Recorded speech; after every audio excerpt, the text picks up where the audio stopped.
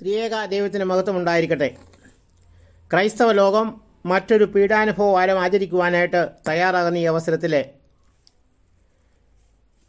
ദാവീദിൻ പുത്രൻ ഓശാന പാടിയ ചില ഓശന ചിന്തകൾ അല്പം നമുക്ക് പങ്കിടാം. യോഹന്നാന്റെ സുവിശേഷത്തിൽ 12-ാം അധ്യായത്തിൽ 12 മുതൽ ഇങ്ങനെ പറയുന്നു: യേശു യെരുശലേമിലേക്ക് വരുന്നു എന്ന് കേട്ടിട്ട് ഈന്തപ്പനയുടെ കുരുത്തോല എടുത്തും അവനെ എതിരേൽപ്പാൻ ചെന്ന്, ഹോശന്ന, ഇസ്രയേലിൻ്റെ രാജാവായ കർത്താവിൻ്റെ നാമത്തിൽ വരുന്നവൻ വാഴ്ത്തപ്പെട്ടവനെന്നും ആർത്തുകൊണ്ട്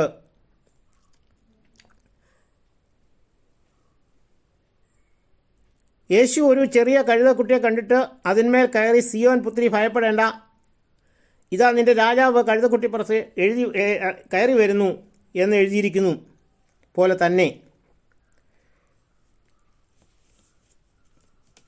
ഒരു ദിവസം മുൻപ് മരിച്ചുപോയ ലാസറിനെ പുതുജീവൻ നൽകിയ യേശു ക്രിസ്തുവിൽ യെരുശലേമിലേക്ക് കടന്നു ചെന്ന് വ്യാപാരശാലകൾ നശിപ്പിക്കുന്ന വലിയ വിപ്ലവകാരിയെ നമ്മൾ ദർശിക്കുന്നുവെങ്കിൽ തേജസ്കരണത്തിൻ്റെ നാളുകൾ അവിടെ വിവരിക്കുന്നതായും പറയുന്നു. വിനയാന്യനായ യേശു ക്രിസ്തുവിനെ കഴുതപ്പുറത്ത് യാത്രയിൽ നമുക്ക് കാണുവാൻ സാധിക്കും. ആ വിനയം ലോകത്തിൻ്റെ പാവത്തെ വഹിക്കുവാൻ തയ്യാറാകുന്ന യേശു ക്രിസ്തുവിനെ അനുകരിക്കുവാൻ നമുക്ക് സാധിക്കുകയാണെങ്കിൽ ജീവിതം ധന്യമായി.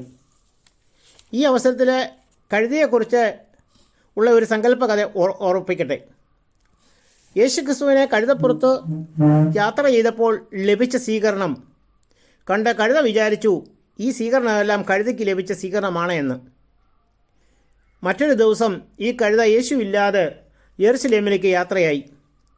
വഴിയിൽ കണ്ട കുട്ടികളും മറ്റുള്ളവരും കഴുതയെ കല്ലെറിഞ്ഞ് ഓടിച്ചു. അഹങ്കാരിയ കഴുത വിഷമിച്ചു പോയി എന്നാണ് ഈ കഥയിൽ പറയുന്നത്. നമ്മുടെ ജീവിതത്തിലും ഇതൊരു പാഠമാണ്. യേശു ക്രിസ്തു ഇല്ലാത്ത ജീവിതം ശൂന്യമാണെന്ന് മനസ്സിലാക്കുവാൻ നമുക്ക് സാധിക്കണം. എന്നാൽ യേശു നമ്മോടുകൂടെ ഉണ്ട്, ഇമ്മാനുവേൽ എന്ന വാക്കിനർത്ഥം ഉൾക്കൊള്ളുവാൻ സാധിച്ചാൽ നമ്മളുടെ അർത്ഥവത്തായ ജീവിതത്തിന് ഒരു മഹത്വം കാണും. With God we will be heroes or heroines, without God we will be zeros എന്ന സത്യം ഉൾക്കൊള്ളുകയാണെങ്കിൽ വിനയ ജീവിതത്തിന് ഉടമയായി നമ്മൾക്ക് മാറാം എന്ന് മനസ്സിലാക്കണം. ക്രൈസ്തവ ചൈതന്യം ഈ ഉശാനയിലൂടെ ലഭിക്കുകയും ചെയ്യും. മറ്റൊരു ലോകനീതിയും നമുക്ക് ഗ്രഹിക്കേണ്ടതുണ്ട്. ഓശാന ഞായറാഴ്ച സൈത്തിൻ കൊമ്പുകളും മേലങ്കികളും പൂവുകളും കൊണ്ട് യേശുവിനെ വലിയ ആരവത്തോടെ സ്വീകരിച്ച യഹൂദജനം അടുത്ത ദിനങ്ങളിലെ അവനെ ക്രൂശിക്ക എന്നാക്രോശിച്ച് കുരിശിത്തറയ്ക്കുന്ന യഹൂദ നീതി മറക്കുവാനരുത്. ഈ ഓശാനയുടെ നാളുകൾ ഉൾക്കൊള്ളുവാനും പീഡാനുഭവ ആഴ്ച ആചരിക്കുവാനും ഉയർപ്പിൻ്റെ മഹത്വം ഉൾക്കുവാനും നമുക്ക് സാധിക്കണം. യേശുക്രിസ്തു കുതിരപ്പുറത്ത് കയറി ഇതിന് പകരം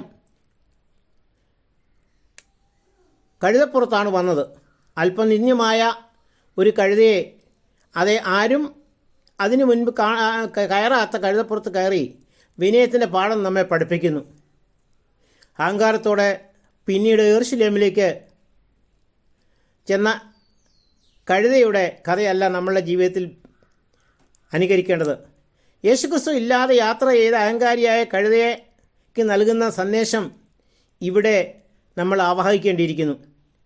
ദേവാലയത്തെ കള്ളന്മാരുടെ ഗുഹയാക്കി മാറ്റുന്നവരുടെ ചിന്തകളിൽ നിന്നും മാറി നിൽക്കുവാൻ നമുക്ക് സാധിക്കട്ടെ.